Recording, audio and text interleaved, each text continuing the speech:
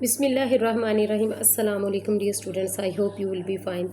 10th class की chemistry की book में आज चैप्टर 17 रिएक्शन काइनेटिक्स का सोल्यूशन किया जाएगा, शॉर्ट क्वेश्चन का और एमसीक्यूज़ का। शॉर्ट क्वेश्चन हमारे पास टोटल इस लेसन के होंगे 10 शॉर्ट क्वेश्चन होंगे, जिनमें जो 5 शॉर्ट क्वेश्चन हैं उनके एग्जैक्ट आंसर आपको बुक में से नहीं मिलेंगे और 5 क्वेश्चन ऐसे हैं जिनके मैं आपको बुक पर ही मार्क करवा दूँगी आंसर। तो जो 5 क्वेश्चन हैं जिनके बुक पर एग्जैक्ट आंसर नहीं है उनको बहुत शॉर्ट फॉर्म में मैं आपके साथ शेयर करूँगी। तो आपने अपना रजिस्टर और पेंसिल अपने हाथ में रखनी है, रजिस्टर ओपन रखना है, क्योंकि जब मैं नोट करवाऊँगी तो फिर आपने उनको नोट डाउन कर लेना है।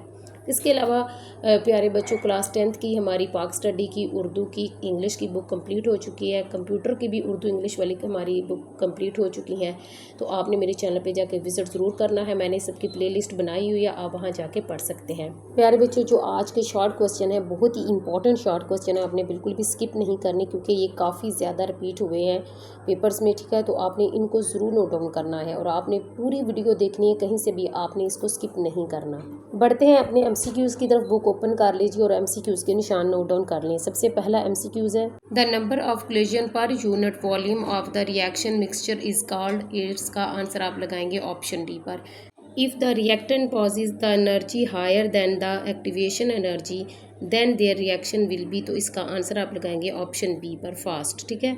नेक्स्ट एमसीक्यू नंबर 3 है, which of the following explains the increases in rate of reaction in the presence of a catalyst. तो इसका आंसर आप लगाएंगे ऑप्शन बी पर। उसके बाद नेक्स्ट एमसीक्यूज है, which of the following statement is correct. दर्ज झैल जो स्टेटमेंट है वो करेक्ट है या नहीं, तो इसका आंसर आप लगाएंगे ऑप्शन ए पर, ठीक हो गया। उसके बाद नेक्स्ट एमसीक्यूज है, when a reaction proceeds ahead how the concentration of reactant and product change. तो इसका आंसर आप लगाएंगे ऑप्शन बी पर, concentration of reactant decrease and that of the product increases, ठीक हो गया। उसके बाद शॉर्ट क्वेश्चन की तरफ बढ़ेंगे। क्वेश्चन नंबर 1 है, what is the successful collision. Successful collision किसे कहते हैं, इसके आंसर के लिए आपने पेज नंबर 57 ओपन कर लेना है। अकॉर्डिंग टू कोलिजन थ्योरी के मुताबिक the colliding particles will lead to effective collision only when they possess sufficient energy to break the bonds present in reactant molecules। Collision theory के मुताबिक जो टकराने वाले ज़रात सिर्फ उसी वक्त आपस में एक्टिवेशन कोलिजन का मौजब बनते हैं जब उनके पास इतनी एनर्जी होती है कि वो जो रिएक्टेंट होता है उसके मॉलिक्यूल्स में पाए जाने वाले बॉन्ड्स को तोड़ सके। This minimum energy required to start a chemical reaction is called its activation energy. Energy की ये कम अज़ कम मिकदार जो किसी रिएक्शन को शुरू करने का बायस बनती है उसको एक्टिवेशन एनर्जी कहते हैं। उसके बाद आपने नेक्स्ट पेज पर आ जाना, पेज नंबर 59 पर। तो ये लाइन आपने उसके आंसर में भी ऐड करनी है। The higher the number of particles of the reactant per unit volume higher will be chances of effective collision and hence higher will be the rate of reaction. Unit volume में जो किसी reactant के ज़रात जितने ज़्यादा होंगे ना, उतनी कामयाब कोलिजन के इम्कानात भी हैं वो भी ज़्यादा होंगे। इसके नतीजे में जो रिएक्शन का रेट है वो भी ज़्यादा हो जाएगा। यहाँ तक आपने क्वेश्चन नंबर 1 का आंसर कंप्लीट करना है। एक्सरसाइज में क्वेश्चन नंबर 2 है, how does increase the temperature increase the rate of reaction. दर्जा हरारत में इजाफे से रिएक्शन के रेट में किस तरह इजाफा होता है। तो इसका आंसर के लिए आपने पेज नंबर 56 ओपन करना है। As the temperature of a reaction increase the kinetic energy of the participating reacting particles also increase. This in turn increases the velocity of their movements. As a result, the collision which led to the occurrence of reaction also increase, enhancing the rate of action. अगर किसी शय का temperature बढ़ाया जाए तो उसमें मौजूद जो पार्टिकल्स होते हैं उनकी काइनेटिक एनर्जी भी बढ़ जाती है, जिसके नतीजे में ये ज़रा तेज़ी से हरकत करना शुरू कर देते हैं और हरकत करने में इस तेज़ी की वजह से इनके पार्टिकल्स में आपस में जो कोलिजन होता है वो भी बढ़ जाते हैं। ये आपने क्वेश्चन नंबर 2 का आंसर नोट करना है। एक्सरसाइज में क्वेश्चन नंबर 3 है, define activation energy. Activation energy की आपने तारीफ़ करनी है, तो इसके आंसर के लिए आपने पेज नंबर 57 ओपन करना है। इसके आंसर में आपने दिस को कट कर देना है, ठीक है। उसके बाद यहाँ से आपने स्टार्ट करना है। Minimum energy required to start a chemical reaction is called its activation energy. Energy की कम अज़ कम मिकदार जो किसी रिएक्शन को शुरू करने के बायस बनती है उसको एक्टिवेशन एनर्जी कहते हैं। ये क्वेश्चन नंबर 3 का आंसर आपने नोट करना है। उसके बाद प्यारे बच्चों क्वेश्चन नंबर 4, 5, 6, 7 ये इनके क्वेश्चन एग्जैक्ट बुक में नहीं है तो आपके साथ में शेयर कर रही हूँ वेरी शॉर्ट फॉर्म में, आपने इनको नोट डाउन कर लेना है। क्वेश्चन नंबर 4 है why does the burning of sulphur proceed slower in air then the pure oxygen. खालिस ऑक्सीजन की निस्बत हवा में सल्फर आहिस्ता क्यों जलती है? तो इसका आंसर नोट कर लें। एयर कंटेन्स ओनली 21% ऑक्सीजन, हवा में सिर्फ 21% ऑक्सीजन होती है। इन प्योर ऑक्सीजन, जबकि प्योर ऑक्सीजन में concentration of reactant is higher, reactant की कंसंट्रेशन है वो ज़्यादा होती है। So collision are more frequent and burning is faster in air, nitrogen slow down the reaction. इसलिए टकराव की तादाद बढ़ जाती है और जलना तेज़ हो जाता है। हवा में नाइट्रोजन की वजह से रिएक्शन स्लो हो जाती है, यानी हवा में 21% ऑक्सीजन होती है जबकि प्योर ऑक्सीजन में रिएक्टेंट की कंसंट्रेशन है वो ज़्यादा होती है, इसलिए टकराव की तादाद भी बढ़ जाती है और जलना तेज़ हो जाता है। हवा में नाइट्रोजन की वजह से रिएक्शन स्लो हो जाती है। इसका आंसर आपने ये नोट डाउन करना है। नेक्स्ट क्वेश्चन नंबर 5 है why is catalyst use in a reaction is preferably taken in the powder form. Reaction में इस्तेमाल होने वाला कैटलिस्ट को तरजीही तौर पर पाउडर की शक्ल में क्यों लिया जाता है? तो इसका आंसर है a powder catalyst has a large surface area. Powder शक्ल के कैटलिस्ट का सरफेस एरिया ज़्यादा होता है। A large surface area provide more active sites for the reaction, so the rate of reaction increases. तो ज़्यादा जो सरफेस एरिया होने की वजह से रिएक्शन के लिए जो एक्टिव साइट्स होती है वो भी बढ़ जाती है, जिससे रिएक्शन की रफ्तार तेज़ हो जाती है। इसका आंसर आपने ये नोट डाउन कर लेना है। प्यारे बच्चों एक्सरसाइज में क्वेश्चन नंबर 6 है why is the rate of reaction often very fast at the beginning of the reaction. Reaction के आगाज़ में रिएक्शन का रेट अक्सर तेज़ क्यों हो जाता है? तो इसका आंसर है at the start of a reaction the concentration of reactant is highest. शुरू में रिएक्टेंट की कंसंट्रेशन सबसे ज़्यादा होती है। ज़्यादा पार्टिकल मौजूद होने की वजह से the number of collision is also maximum, so the reaction rate is very fast.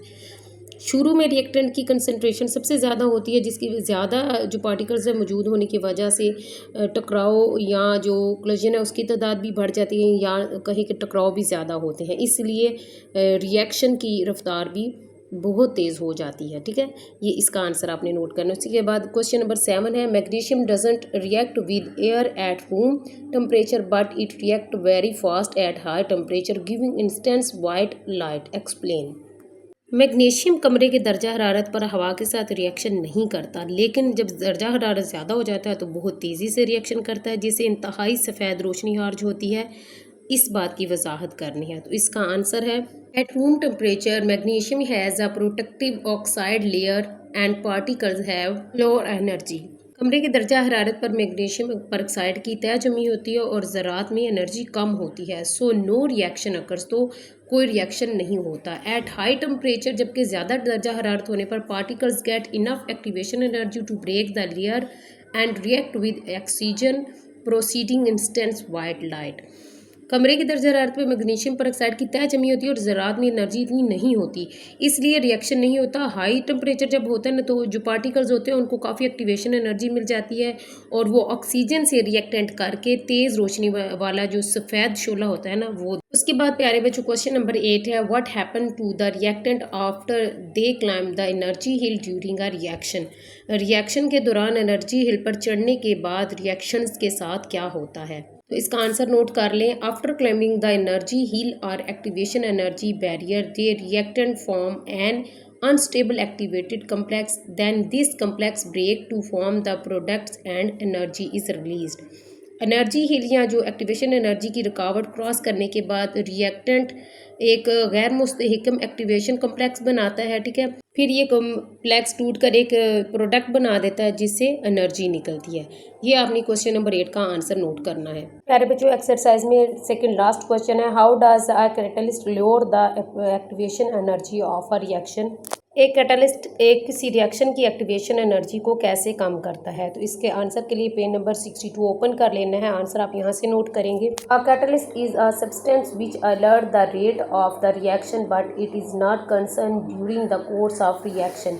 Its role is to alert the way the reaction take place by substantially lower its activation energy. When the activation energy is lowered, more and more particles of the reactant will start burning forming the high energy state.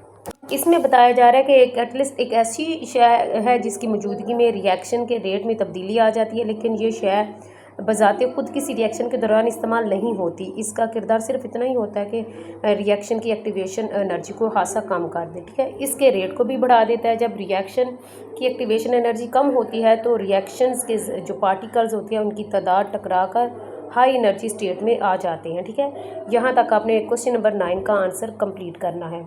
प्यारे बच्चों, exercise का last question number 10 है, give any two features of the catalytic action of any enzyme.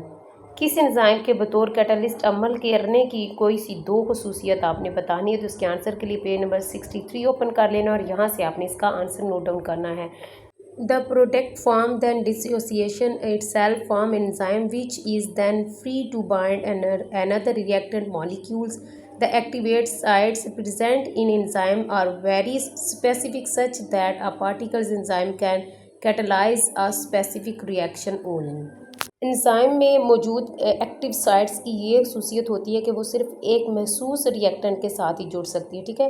मखसूस enzyme एक मखसूस reactant के साथ ही reaction करता है और कैटलिस्टिक के तौर पर काम करता है, और अगर किसी दूसरे रिएक्टेंट की सूरत हो तो ये भी असर हो जाता है, ठीक है। यहाँ तक आपने क्वेश्चन नंबर 10 का आंसर लगा के इसको कंप्लीट कर लेना है, और इसी के साथ ही डियर स्टूडेंट हमारे शॉर्ट क्वेश्चन है वो भी कंप्लीट हो गए हैं। तो प्यारे बच्चों, आपके साथ मैंने चैप्टर 17 और रिएक्शन काइनेटिक्स के शॉर्ट क्वेश्चन और एमसीक्यूज शेयर किए हैं, और जिन क्वेश्चंस के आंसर बुक में नहीं थे वो मैंने आपको नोट डाउन करवा दिए हैं। तो प्लीज़ अपने दोस्तों को ये वीडियो ज़रूर सेंड कीजिएगा, उनके साथ ज़रूर शेयर कीजिएगा ये आंसर। अगर आपको वीडियो ज़्यादा अच्छी लगी हो तो इसको ज़्यादा से ज़्यादा आपने लाइक करना है, और कमेंट्स में आपने बताना है कि जो आपको बस मैंने शॉर्ट क्वेश्चन आपके साथ मैंने शेयर किए हैं क्या आपको वो पसंद आए हैं या नहीं। अगर आपको पसंद आए तो रेड हार्ट ज़रूर कमेंट में भेजिएगा। मिलते हैं नेक्स्ट वीडियो में, तब तक के लिए अल्लाह हाफिज़।